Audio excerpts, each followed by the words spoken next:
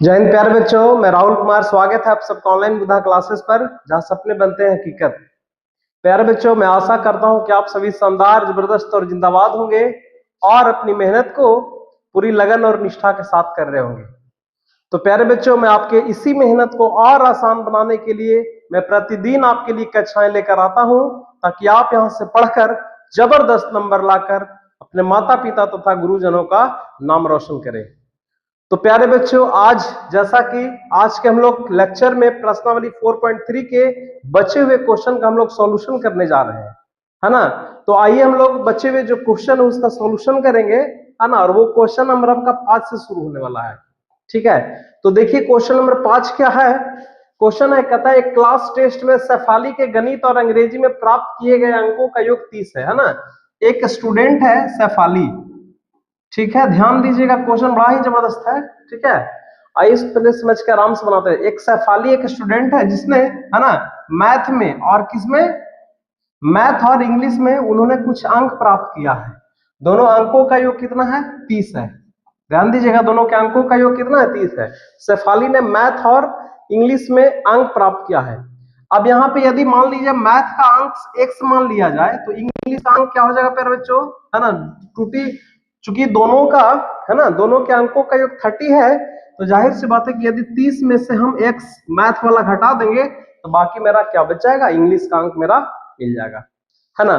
तो चूंकि ये द्विघात समीकरण का है, तो कोशिश करेंगे कि क्वेश्चन को हम लोग द्विघात समीकरण के ऊपर लाएं, ठीक है। तो आइए इसको हम क्वेश्चन को मान करके बनाते हैं। तो मैथ और इंग्लिश के अंकों का योग 30 है, गणित और अंग्रेजी के अंकों का योग कितना है, 30 है। तो या तो हम गणित के अंक को मान लेते हैं या फिर अंग्रेजी के अंक को हम लोग क्या कर लेते हैं, मान लेते हैं। तो आइए किसी एक को तो मानना ही पड़ेगा, है ना। सबसे पहले लिखेंगे यहाँ पे हल, ठीक है। लिखेंगे माना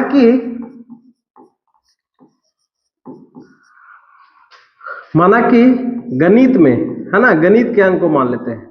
गणित में प्राप्त अंक, गणित में प्राप्त अंक को क्या मान लिया गया है, x।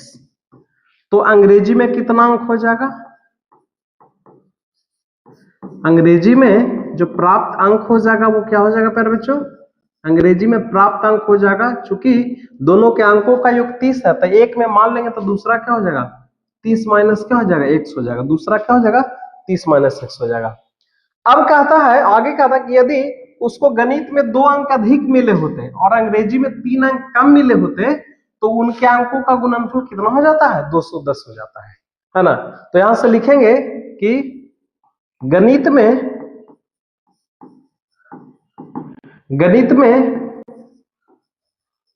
2 अंक अधिक मिले होते, 2 अंक अधिक मिले होते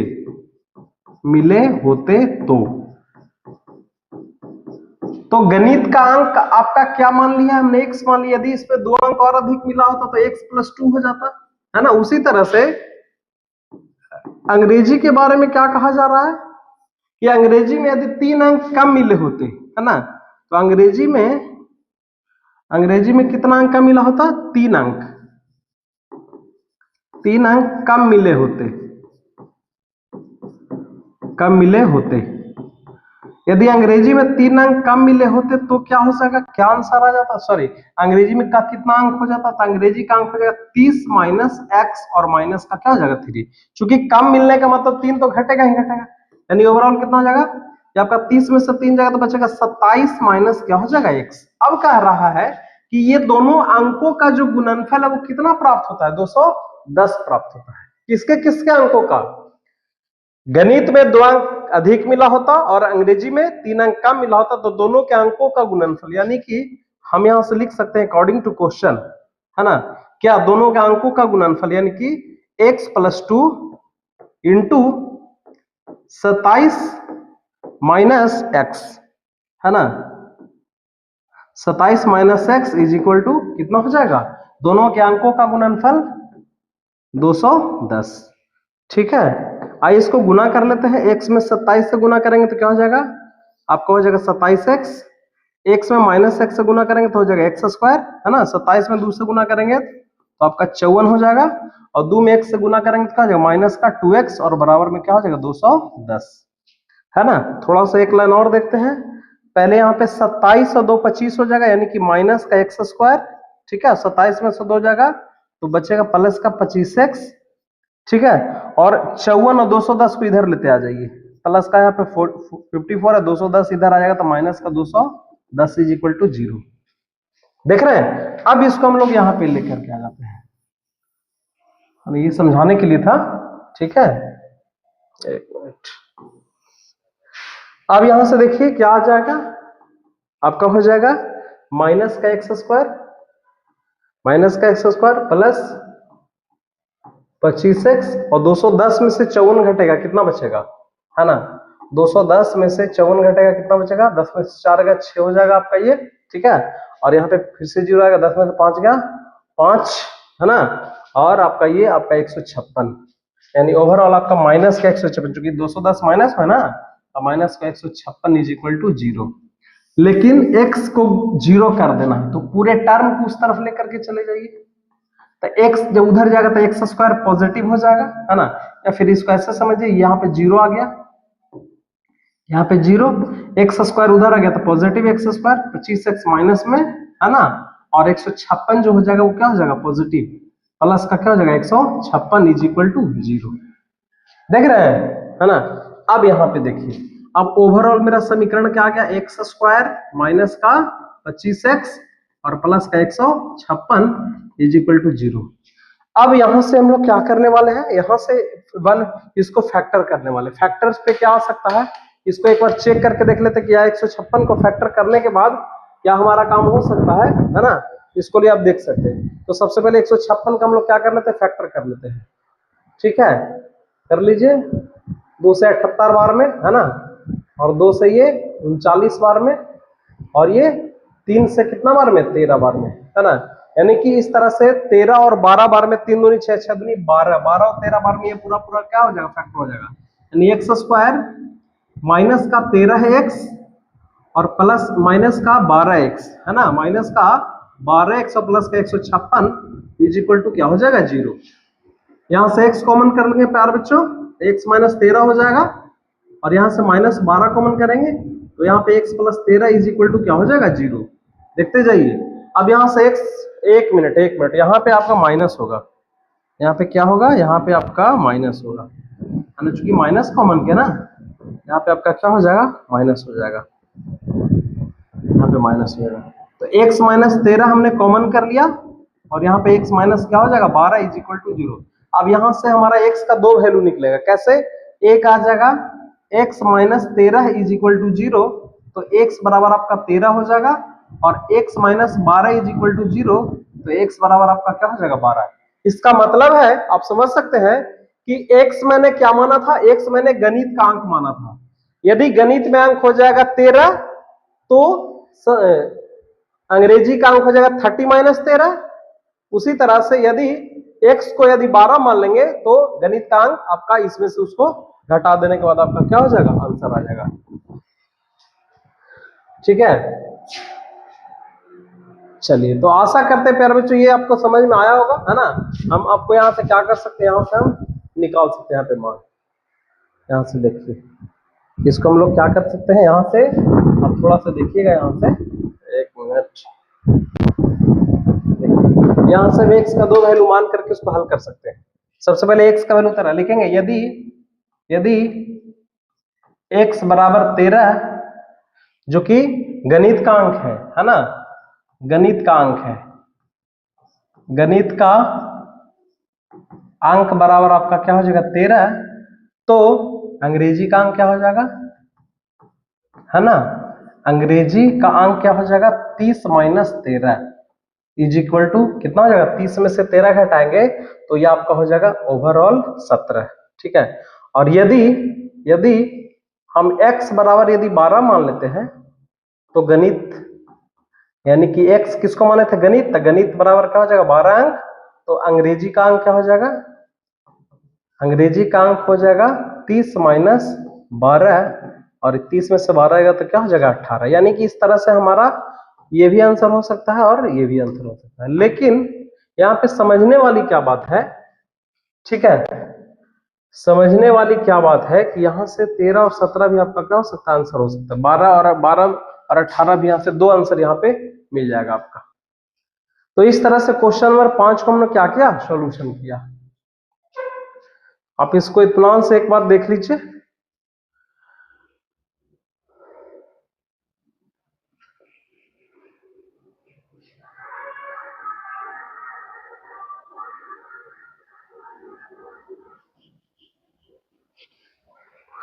चलिए, तो हम लोग अगला क्वेश्चन के ऊपर जाते हैं, है ना। नेक्स्ट क्वेश्चन क्या है, नेक्स्ट क्वेश्चन क्वेश्चन नंबर 6 है।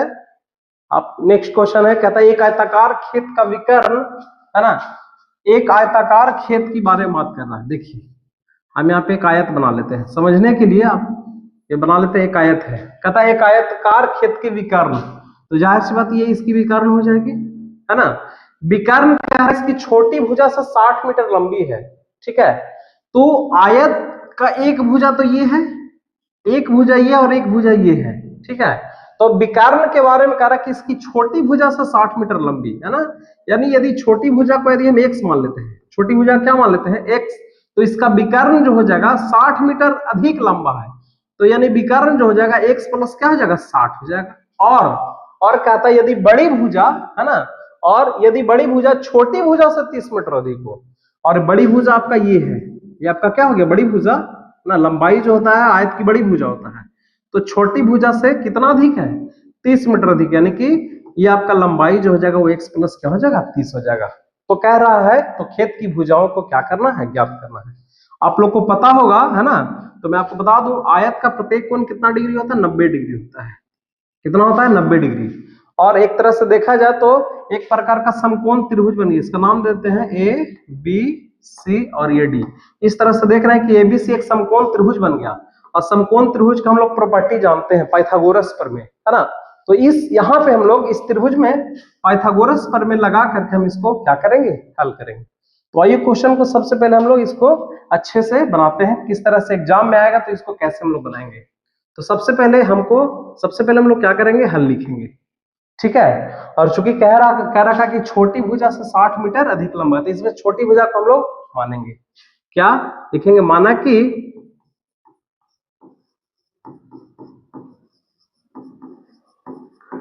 कि आयताकार खेत की लंबाई, आयताकार खेत की लंबाई बराबर x मीटर, या देखा जाए लंबाई, यहाँ पे लंबाई नहीं छोटी भुजा करा, तो हम यहाँ पे छोटी भुजा ही मान लेते हैं। आयताकार खेत की छोटी भुजा बराबर कितना मीटर, x मीटर। और विकर्ण क्या कर रहा है, विकर्ण जो है वो छोटी भुजा से 60 मीटर अधिक लंबी है ना। और विकर्ण यहाँ पे क्या हो जाएगा, खेत का विकर्ण क्या हो जाएगा, यहाँ पे लिख सकते हैं खेत की विकर्ण बराबर x प्लस 60, है ना। और क्या कर रहा है कि इसकी जो बड़ी भुजा है ना, बड़ी भुजा इट मींस बीसी, जैसा कि फिगर में है, खेत की बड़ी भुजा क्या हो जाएगी, बड़ी भुजा जो है 30 मीटर अधिक है, किससे, छोटी भुजा से, यानी कि x प्लस क्या हो जाएगा, 30, ये आपका क्या हो जाएगा, बड़ी भुजा। अब इस फिगर के अनुसार हम देख रहे हैं कि त्रिभुज एबीसी एक कैसा त्रिभुज है, एक समकोण त्रिभुज है। लिखेंगे चूंकि त्रिभुज एबीसी, या फिर इसको ऐसे लिख सकते हैं, बगल की आकृति में,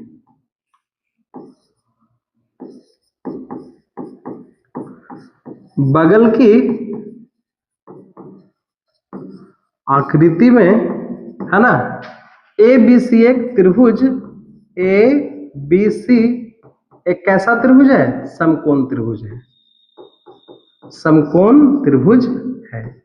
और समकोण त्रिभुज का एक प्रॉपर्टी होता है, गुण होता है क्या, कि पाइथागोरस प्रमेय, है ना, कि इसका जो कर्ण, बड़ी भुजा का जो सबसे बड़ी भुजा का जो स्कोर होता है अन्य दो छोटी भुजा के वर्गों के योगफल के बराबर होता है। यानी आप यहाँ पे लिख सकते हैं पाइथागोरस प्रमेय से, है ना, लिख सकते हैं पाइथागोरस प्रमेय। क्या है पाइथागोरस प्रमेय, कि छोटी भुजा का स्क्वायर, यानी कि छोटा बड़ी भुजा, सबसे बड़ी भुजा, यानी आपका AC का जो स्क्वायर हो जाएगा वो क्या हो जाएगा, BC का स्क्वायर, और प्लस में आपका AB का स्क्वायर हो जाएगा।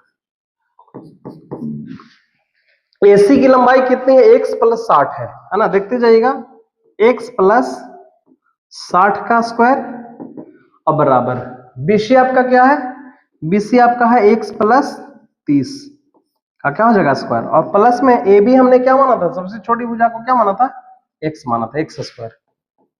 अब यहाँ पे इसको a प्लस बी का होल स्क्वायर पे तोड़ेंगे, इसको भी a प्लस बी का होल स्क्वायर पे हम लोग तोड़ेंगे। तो आइए इसको हल करते हैं, ठीक है।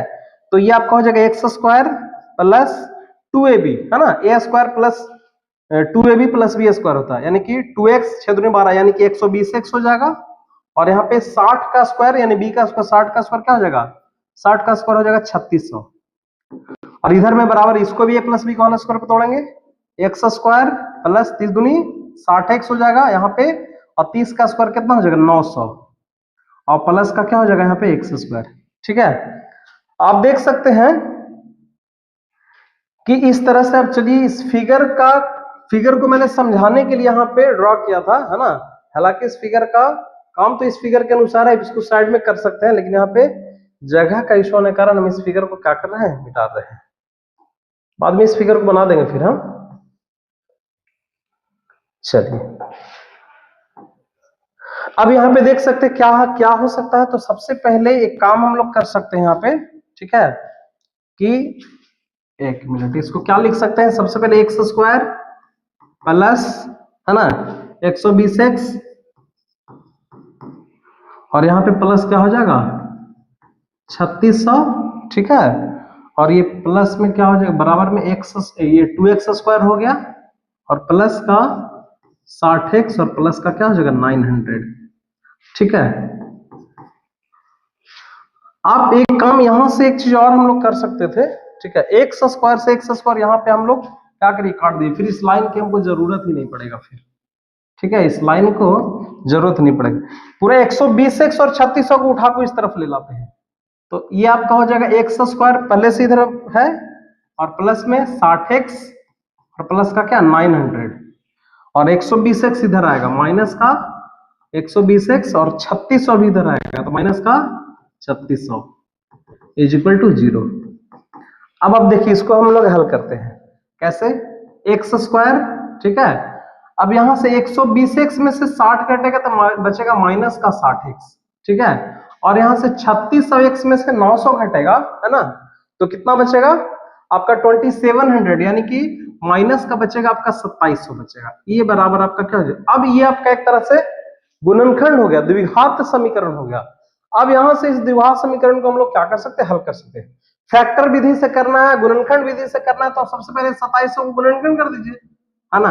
2700 को गुणनखंड कर देते हैं, 2 से कटेगा कितना बार में 135, यानी कि 1350 बार में, 2 से फिर कटेगा कितना बार में 675 बार में, है ना। फिर ये 3 से कटेगा, 3 दूनी 6, है ना, और 25 तिया 75, फिर ये 3 से कटेगा कितना बार, 3 7 21, और 3 5 75, 3 से फिर कटेगा ये कितना बार में 25 बार में, है ना, यानी कि ये 25 यहाँ पे आ जाएगा, फिर ये आपका 25 कटना हो रहा है 5 बार में कटेगा। अब यहाँ पे हमको लाना है माइनस का 60x लाना, इतने सारे आ गए फैक्टर, 2 आ गया, 2 आ गया, फिर ये 3 आपका कितना हो गया 3 आ गया, फिर 5 आपका 2 आ गया। अब इसको इतने सारे फैक्टर से हमको 2 फैक्टर में बदल देना है, और वहां पे लाना है क्या माइनस का आपको 60x लाना है। तो थोड़ा देखिए किस तरह से आएगा, यहाँ पे देखिए 2 दूना 4, 4 तिया 12, है ना, 2 दूना 4, 4 तिया 12, 12 तिया 36, 36 तिया 180, इससे भी नहीं आएगा, 5 5 25, है ना, 25 दूना 50, ठीक है। कैसे ये मतलब कि इसको सॉल्यूशन आपको किया जाए कि इसको 2 भाग में हम क्या करें, करने के बाद आपका क्या हो जाए आ जाए। देखिए एक तरीका है यहाँ पे, देखिए 5 दूना 10, 10 तिया 30, 30 तिया 90, और 5 तिया 15, 90 और 30 बार में यदि तोड़ेंगे तो प्यारे बच्चों ये पूरा का पूरा आपका फैक्टर जो है वो टूट जाएगा। कैसे, ध्यान दीजिएगा, लिखेंगे यहाँ पे एक्स स्क्वायर माइनस का 90x, 90x, और प्लस का 30x, और माइनस का 2700। अब इसको 90 में से 30 घटाएंगे तो आपको 60x आ जाएगा, और गुना करने पे तो ऑब्वियसली है कि माइनस का 2700 आएगा ही आएगा, ठीक है। x कॉमन कर लीजिए, x और प्लस का 30 कॉमन कर लीजिए, x माइनस 90 यहाँ पे भी आ जाएगा। ठीक है, तो ओवरऑल x माइनस 90 कॉमन कर लेंगे, बचेगा क्या, x प्लस 30 बराबर में क्या आ जाएगा, 0। अब यहां से x का दो value, x minus 90 is equal to 0, तो x बराबर आपका 90 हो जाएगा, और यहां से x प्लस 30 बराबर 0, तो x बराबर क्या हो जाएगा, माइनस का 30, है ना, जो कि ये ऋणात्मक है, और कभी भी भुजा जो है ऋणात्मक नहीं होती है, यानी कि x बराबर हम 90 लेकर के चलेंगे, आपका काम हो जाएगा। तो यहां से आप देख सकते हैं, थोड़ा सा यहाँ पे मैं लिख देता हूं, है ना, कि छोटी भुजा कितनी हो जाएगी, छोटी भुजा को हमने x माना है। ठीक है, तो छोटी भुजा जो आपका हो जाएगा वो x माना था, और x बराबर कितना आ गया, 90 मीटर, छोटी भुजा 90 मीटर आ गया। अच्छा, विकर्ण, है ना, अच्छा इसकी खेत की भुजाएं ज्ञात कर रही है, चलिए तो बड़ी भुजा केवल निकाल लेते हैं। बड़ी भुजा आपका क्या हो जाएगा, बड़ी भुजा था x प्लस 30 था, है ना, x आ गया 90, 90 प्लस 30 यानी कि 9 3 12 यानी कि 120 मीटर। इस तरह से मेरा छोटी भुजा 90 मीटर और बड़ी भुजा कितना आ गया, 120 मीटर। प्यारे बच्चों, यही इसका सॉल्यूशन था, है ना, एकदम देख लीजिए इत्मीनान से आप। ठीक है, ये आपका क्वेश्चन है, क्वेश्चन नंबर 6 का ये सॉल्यूशन था आपका। ठीक है,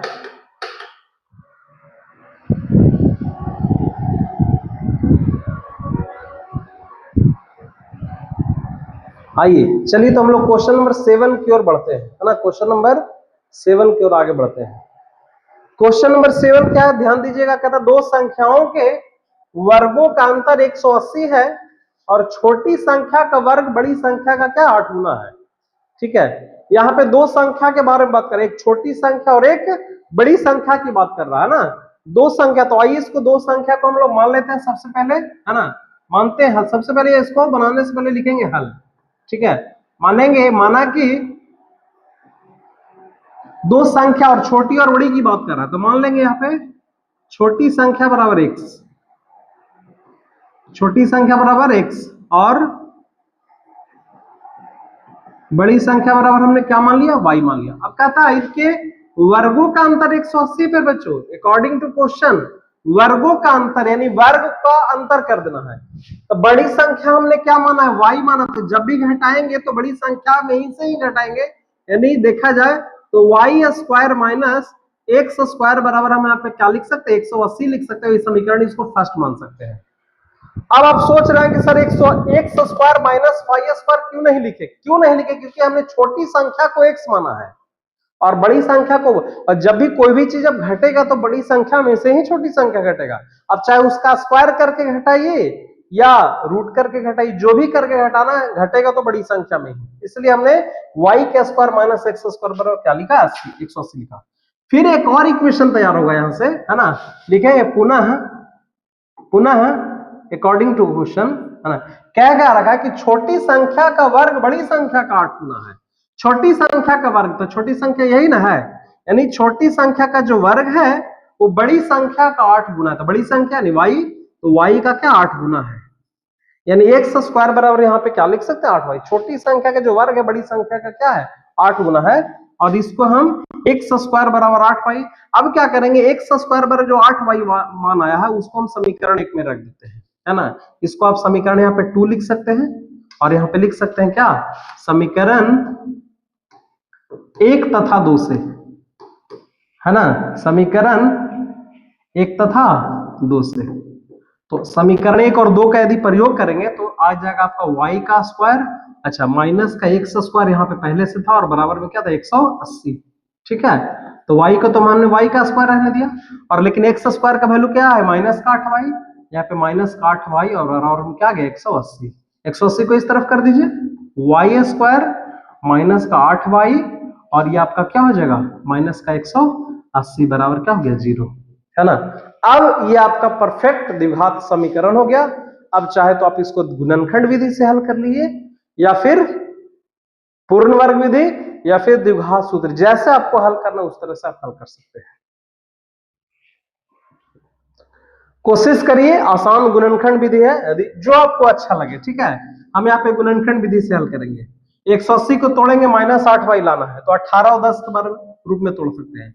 y का स्क्वायर माइनस का 18y और प्लस का 10y, देखिए ये दोनों को घटाएंगे तो माइनस का 8y आ जाएगा, और गुना करने पर ऑब्वियसली कि माइनस का 180 आएगा ही। माइनस का 180 is equal to 0। y common कर लीजिए, y माइनस क्या हो जाएगा 18 हो जाएगा, ठीक है, प्लस का 10 कॉमन कर लेंगे, फिर से y माइनस क्या हो जाएगा 18 इज इक्वल टू 0। देख रहे हैं y माइनस 18 और y प्लस 10 और बराबर में क्या हो गया 0। अब यहां से y का दो वैल्यू आएगा, एक आएगा y minus 18 is equal to 0 करेंगे तो y का वैल्यू क्या हो जाएगा आपका 18 आ जाएगा, और एक आएगा y प्लस 10 बराबर 0 करेंगे तो y का वैल्यू क्या आ जाएगा माइनस का 10 आ गया, यानी कि y का वैल्यू एक 18 आ गया और एक क्या आ गया माइनस का क्या आ गया 10 आ गया। अब एक चीज यहाँ पे ध्यान देना, एक y का वैल्यू पॉजिटिव एक y का वैल्यू निगेटिव, लेकिन संख्या तो जाहिर सी बात है इसको पॉजिटिव ही लेकर के चलेंगे, है ना।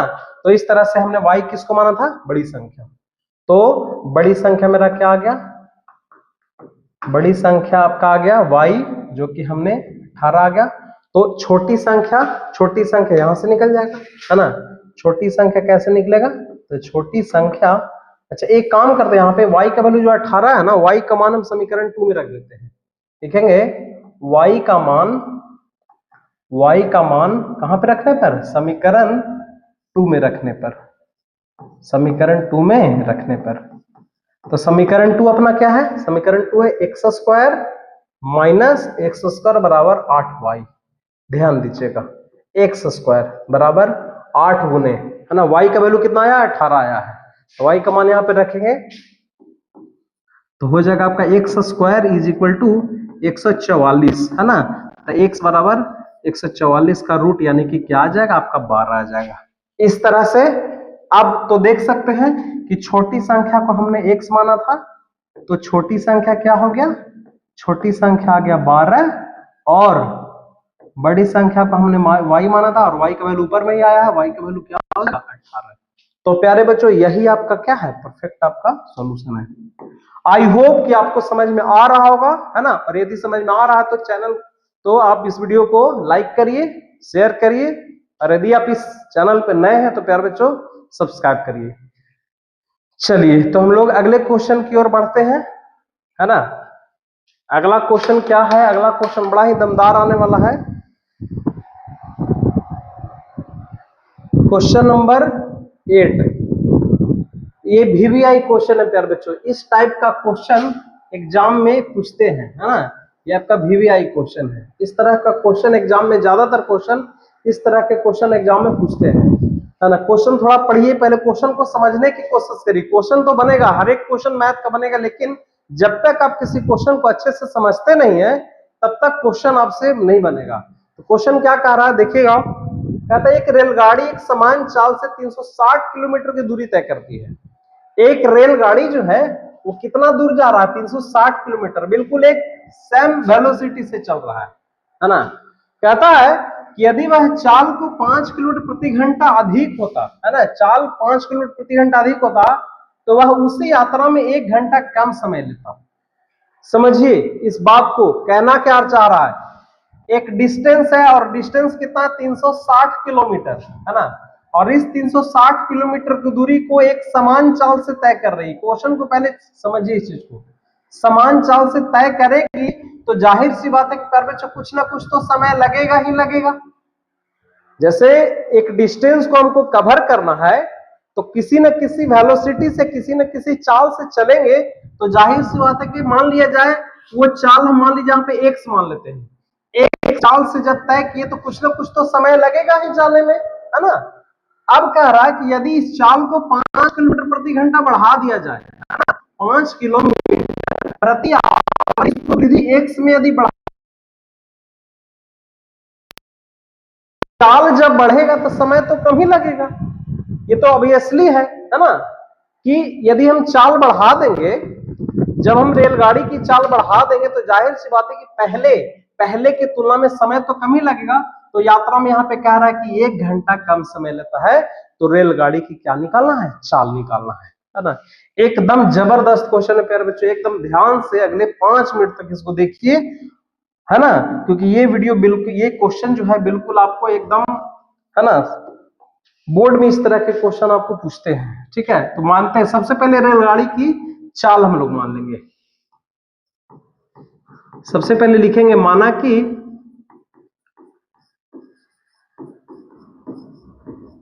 कि रेलगाड़ी की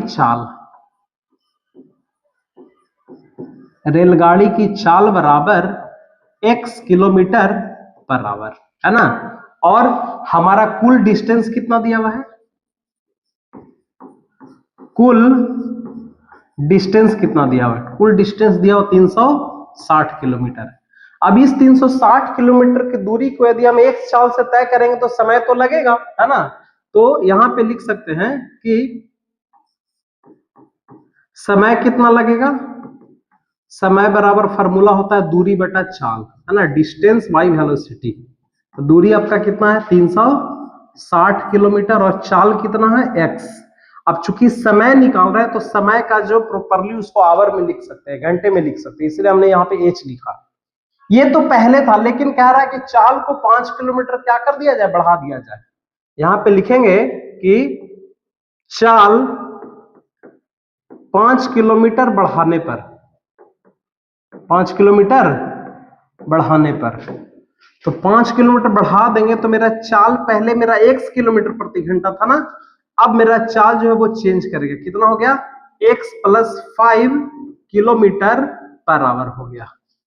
चाल मेरा हो गया x + 5 किलोमीटर पर आवर। अब जब चाल बढ़ गया, है ना, तो चाल जब बढ़ गया तो समय भी तो चाहिए। तब समय कितना यहाँ इसके अनुसार हो जाएगा, तब इसके अनुसार समय जो हो जाएगा, फॉर्मूला वही चलेगा, दूरी बटा चाल, और डिस्टेंस तो वही मेरा उतना ही है 360 किलोमीटर, लेकिन चाल मेरा बढ़ गया x + 5, तो यहाँ पे आपका ये समय लगेगा। अब क्वेश्चन में कह रहा है कि यदि चाल को बढ़ा दिया जाए तो समय में फर्क पड़ जाता है, 1 घंटे का फर्क पड़ जाता है। तो ये पहले वाला समय था, ये बाद वाला समय है।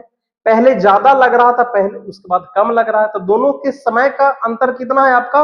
1 आवर्स है, ठीक है। तो यहाँ पे हम लिखेंगे, यहाँ पे अकॉर्डिंग टू क्वेश्चन क्या लिखेंगे?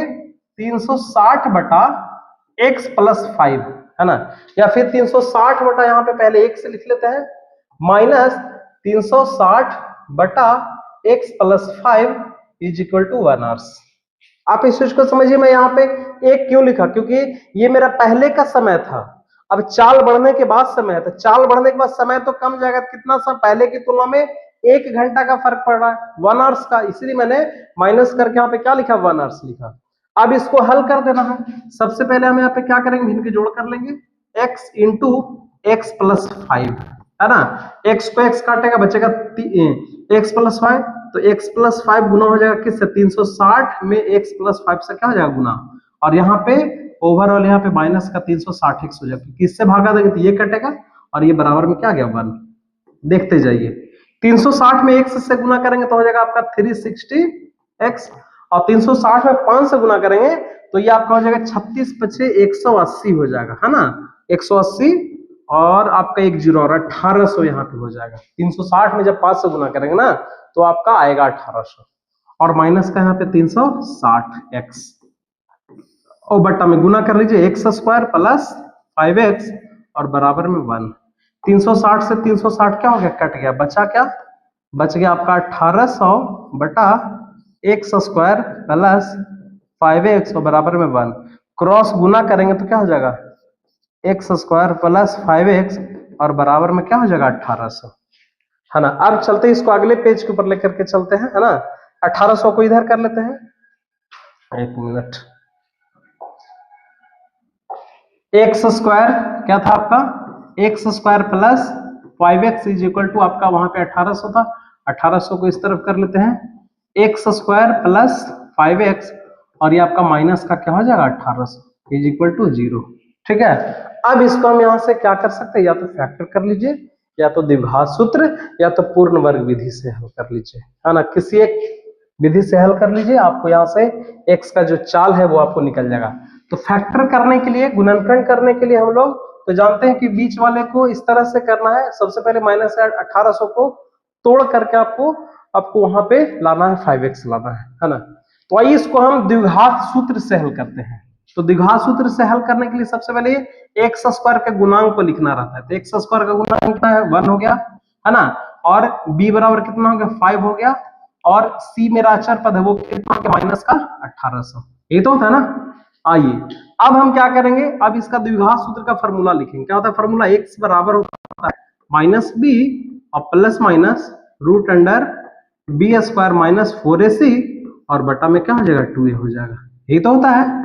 आइए अब यहाँ पे सबको वैल्यू लिख लेते हैं। b का वैल्यू कितना है 5 है, तो यहाँ पे आपका माइनस का 5 हो जाएगा प्लस माइनस बी स्क्वायर यानी 5 का क्या हो जाएगा स्क्वायर माइनस 4ac है ना, माइनस का 4ac 4 इंटू ए का वैल्यू कितना है 1 है और c का वैल्यू कितना है 1800, ठीक है। और नीचे में क्या हो जाएगा 2a, 2 इंटू ए का वैल्यू कितना है 1 है। देखिए यहाँ पे, अब यहाँ पे आपका माइनस का 5 है, माइनस का 5 और ये प्लस माइनस प्लस माइनस। अब इसके अंदर 5 का स्क्वायर कितना हो जाएगा, 5 का स्क्वायर हो जाएगा 25 हो जाएगा और ये गुना करेंगे 1872। अच्छा यहाँ पे 1800 माइनस में था, ठीक है, तो ये आपका माइनस माइनस प्लस 7200 हो जाएगा, प्लस आपका क्या हो जाएगा 7200, ठीक है, और बटा में 2। अब देखते जाइएगा माइनस का है ना और प्लस माइनस ये 7200 और 25 जुटेगा तो आ जाएगा 7225 हो जाएगा लगभग, है ना। अब 7200 क्या हो गया 25 हो गया और नीचे में आपका क्या है 2 है। माइनस का 5 प्लस माइनस ये 7225 का वर्गमूल क्या होता है फिर बच्चों, है ना। इस ये वर्गमूल यदि आपको पता होगा तो बिल्कुल आप यहां से क्रैक कर सकते हैं। तो 7225 का वर्गमूल कितना होगा आप यहां से देख लीजिए, थोड़ा दिमाग लगाइए कैसे। 60 का तो 3600 होगा, है ना। 80 का आपका 6400 होता है, 80 का क्या होता है 64, है ना। तो 80 यानी कि 85 का स्क्वायर क्या हो सकता है देख लेते हैं, है ना। 85 में 85 से गुना कर लेते हैं, 5 पचे 25 के 5 हाथ में 2, 5 अठी 40 और 2 42, है ना। अच्छा 8 पचे 40 के 0 हाथ में 4, 8 अठी 64 और 4 68, ठीक है, ये 5 हो गया, ये 2 हो गया और 8 4 12 यानी जी हाँ 85 का यह वर्गमूल है, यानी 7225 का वर्गमूल ओवरऑल क्या हो जाएगा 85 हो जाएगा और बटा में क्या हो जाएगा 2। अब यहां से आप समझिएगा यहां से कि x का 2 वैल्यू निकलेगा, कैसे, चलिए इसको मिटा देते हैं। x का 2 वैल्यू निकलेगा, कैसे x का 2 वैल्यू निकलेगा देखते जाइए।